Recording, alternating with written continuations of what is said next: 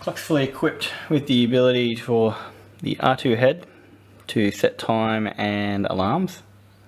Pushing down will dim the display.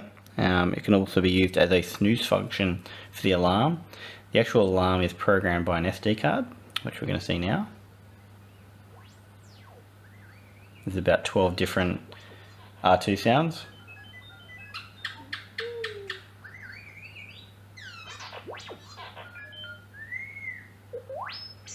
So it can be turned off by the little button here, or it can be snoozed with the R2 head.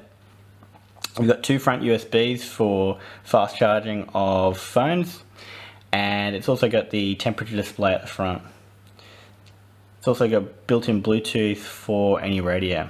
So if you were wanting to change the alarm, you can turn it off here, turn it back on, and using the head, swivel around and set on your time and press it in to confirm.